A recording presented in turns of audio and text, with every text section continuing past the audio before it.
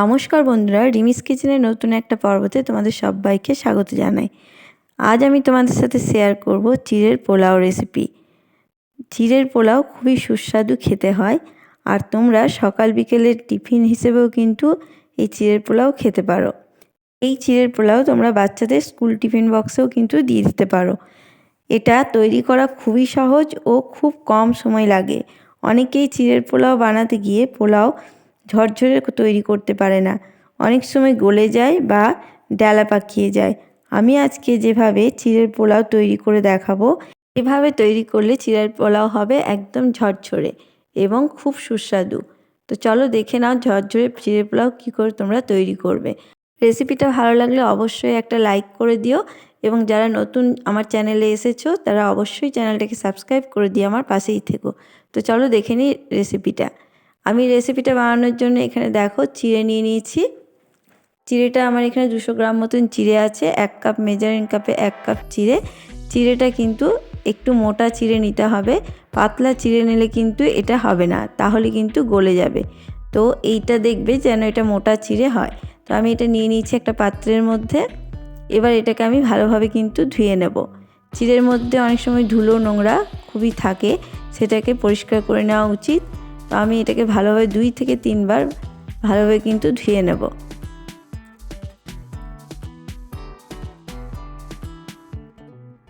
তো এটাকে আমি ভালোভাবে ধুয়ে নিয়েছি। ধুয়ে নিয়ে একটা স্ট্রেনারের মধ্যে রেখে দিয়েছি, যাতে এটা ভালোভাবে কিন্তু আরও একটু যদি জল থেকে যায় সেটা কিন্তু ভালোভাবে এটা ঝরে যাবে। তো আমি এটা রেখে দিলাম খানিকক্ষণের জন্য, 10 মিনিটের জন্য আমি এটাকে রেখে দিচ্ছি। আর এইদিকে আমি একটা কড়াই বসিয়ে নিয়েছি, তার মধ্যে নিয়ে নিচ্ছি অল্প একটু তেল। অল্প একটু সাদা তেল নিয়ে নিচ্ছি এখানে। তেলটা আমি গরম করে নেব। তো তেলটা আমার গরম হয়ে গেছে। এরপর আমি এখানে দিয়ে দিচ্ছি চীনাবাদাম। এখানে নিজেদের পরিমাণ মতন চীনাবাদাম দিয়ে দেবে। আমি এখানে আমার পরিমাণ মতন চীনাবাদাম দিয়ে দিলাম। এবার এটাকে আমি লো টু মিডিয়ামে ভালোভাবে ভেজে নেব। গ্যাসের আঁচকে মিডিয়ামে রেখে আমি বাদামগুলোকে ভেজে নিচ্ছি।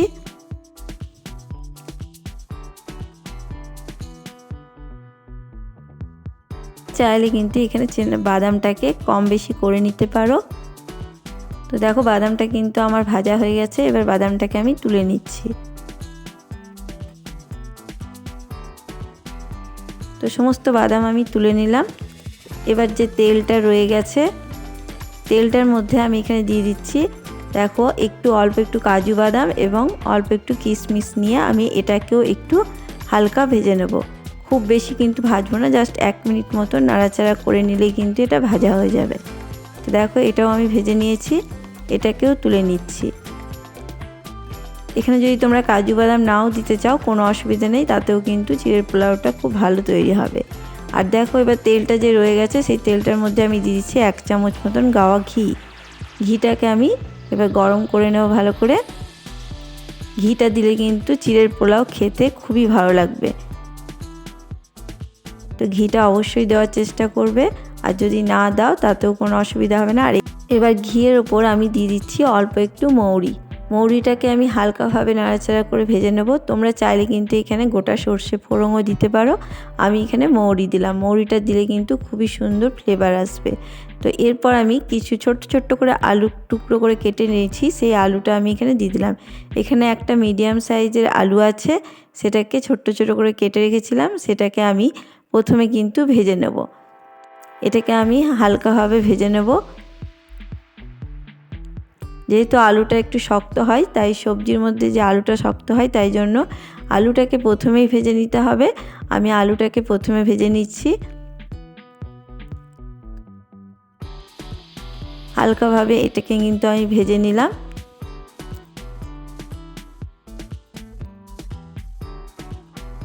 তো এটা আমার ভাজা হয়ে গেছে।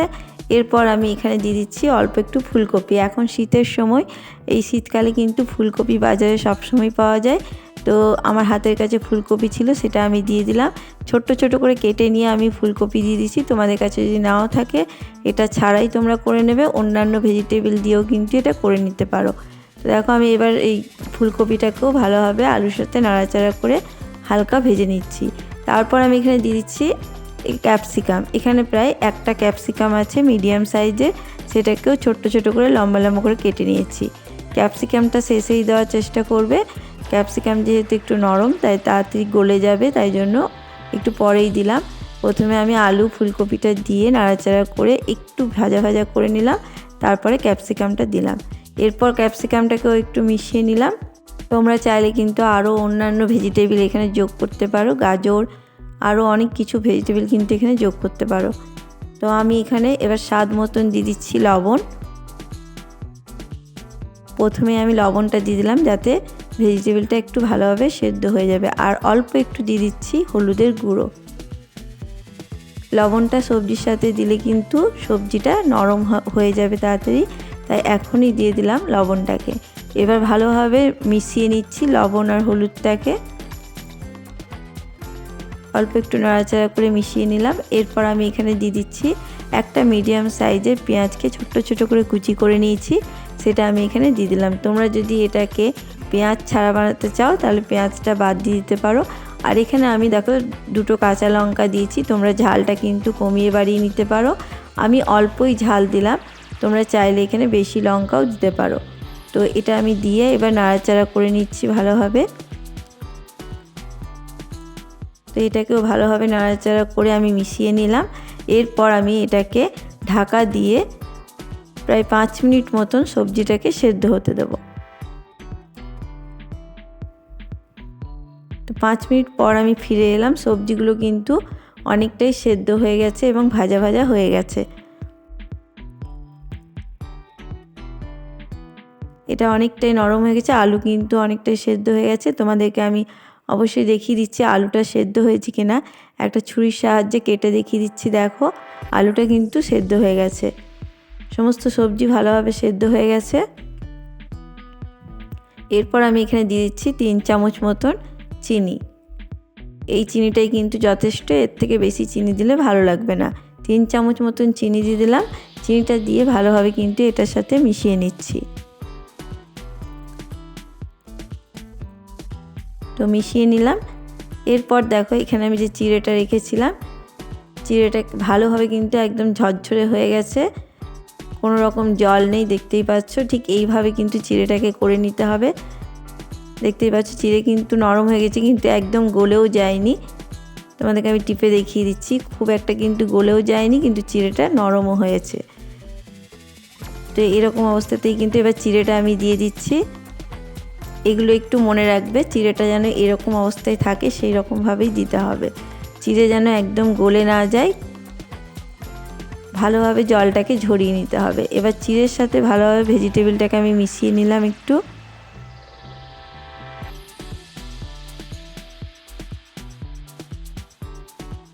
মিশিয়ে নেওয়ার পরে এরপর যে চীনা বাদামটা রেখেছিলাম সেই চীনা বাদামটা দিয়ে দিলাম, আর দিয়ে দিচ্ছি যে কাজু কিশমিশটা রেখেছিলাম সেটাও আমি এখন দিয়ে দিলাম। কাজু কিশমিশটা না দিলেও কিন্তু কোনো অসুবিধা নেই, দিলে খেতে ভালো লাগবে। তো এবার ভালোভাবে কিন্তু আমি মিশিয়ে নিচ্ছি। আমি যে পদ্ধতিতে করছি সেই পদ্ধতিতে করলে কিন্তু চিড়ের পোলাও একদম ঝরঝরে তৈরি হবে। দেখতেই পাচ্ছ চিড়েগুলো কিন্তু একটাও দলা পাকিয়ে যায়নি, একটার সাথে একটা লেগে যায়নি, দেখেই বুঝতে পারছো তোমরা বন্ধুরা। এইভাবে করলে কিন্তু চিড়ের পোলাও হবে একদম ঝরঝরে। কতটা সুন্দর হয়েছে বুঝতেই পারছো তোমরা। এইভাবে তোমরাও বাড়িতে বানাও, দেখবে তোমাদেরও চিড়ের পোলাও হবে একদম ঝরঝরে।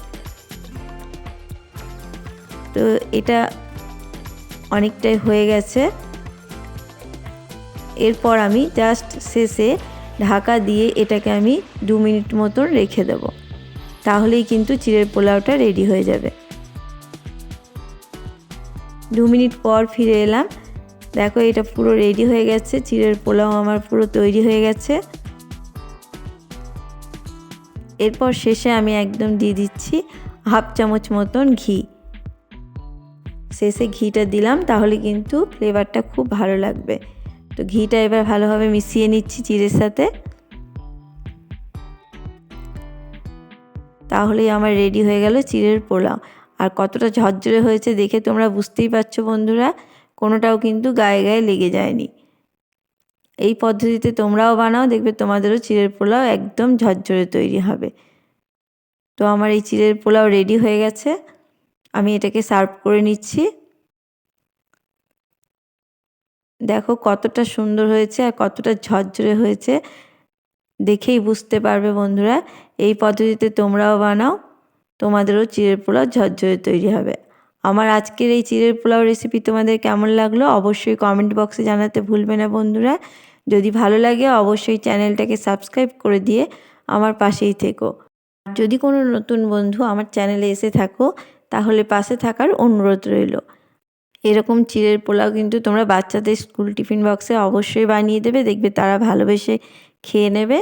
এইভাবে তোমরাও বানাও এবং কেমন লাগলো অবশ্যই জানিও, আর বন্ধুদের সাথে অবশ্যই শেয়ার করতে ভুলো না। আজকে এই পর্যন্তই, সবাই ভালো থাকবে, সুস্থ থাকবে। ধন্যবাদ। আবার কোনো নতুন রেসিপি নিয়ে হাজির হব।